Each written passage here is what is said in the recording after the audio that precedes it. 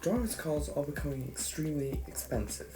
In fact, people say now £30,000 is a bargain. But for £7,500, you can get many legendary driver's cars from legendary companies, including Alfa Romeo, BMW, Lotus and Porsche. The 75 was the last Alfa Romeo built independently by Alfa Romeo before they were bought by Fiat. This car was amazing. It featured the V6 3-litre Busso engine, it featured rear-wheel drive, and it had a limited slip diff for better cornering.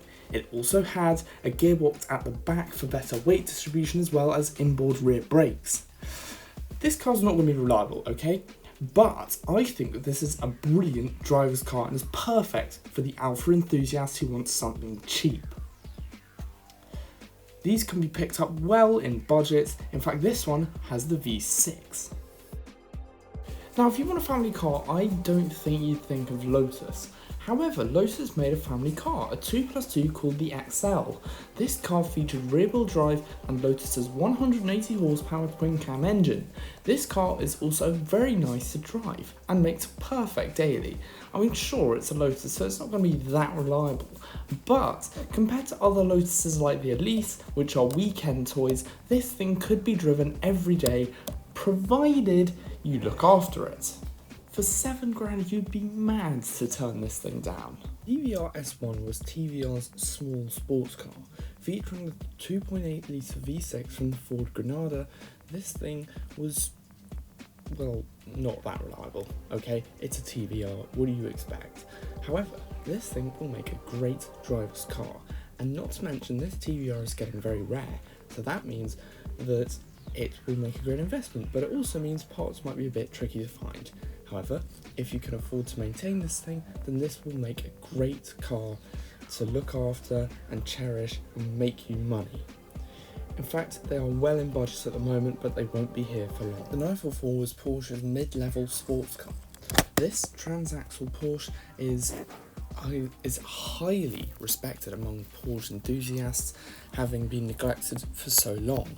This car is rear-wheel drive, front engine, and is basically the German equivalent of the Nissan Silvia. Sure, it's available in 3-litre and turbo variants, but you're not going to get these in this budget. However, this basic 2.5-litre version is still a very fun and very cool sports car which features pop-up headlights. The time to get these is now. Low mileage examples are getting rare. In the world of Italian classic cars, the X19 was a bit of a joke. However, its mid-engine layout and sort of poor MR2 vibe made it an extremely fun car to drive, obviously when it worked.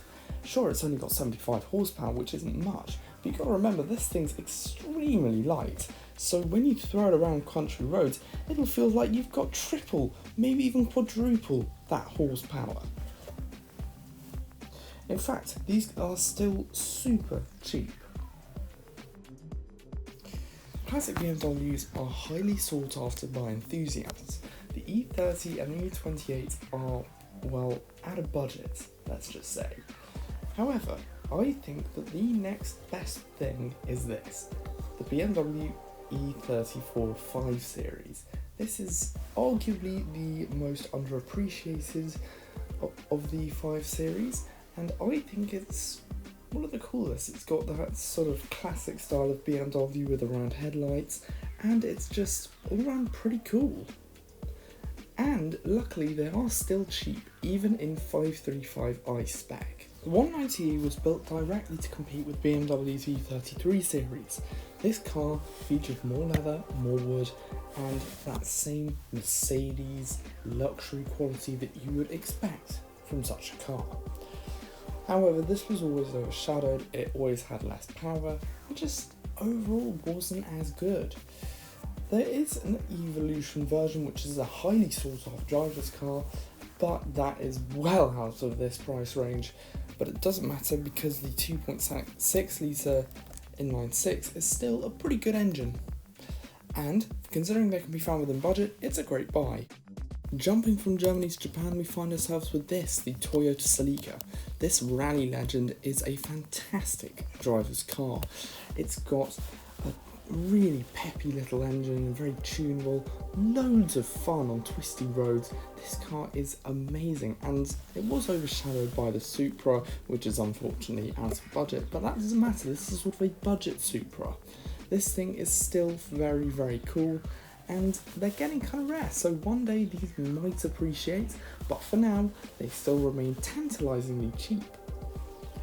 For instance, this one with a manual transmission. The 3rd gen Prelude is a technological masterpiece. In fact, it was Honda's first car to feature their new idea 4-wheel steering, which was pretty cool. In fact, this thing was heavily publicised through Formula 1, and I think it was actually used as a Formula 1 pace car.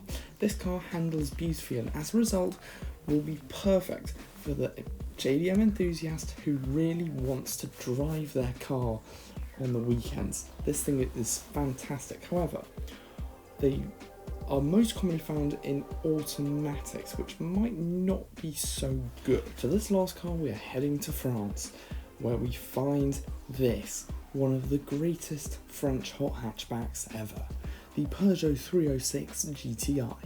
This Pininfarina designed hatchback with the 6-speed manual and classic Peugeot styling is undeniably a brilliant driver's car. If you're a hot hatch enthusiast, you will have loved something like a 205 GTI, but it's out of budget. And this might be your next best bet. In fact, it has 30 more horsepower than the most powerful GTI 205, and this thing is so cool. That's my list. What did you think? Did you enjoy this video? If you did, please like and subscribe for more in the future, and until next time, goodbye.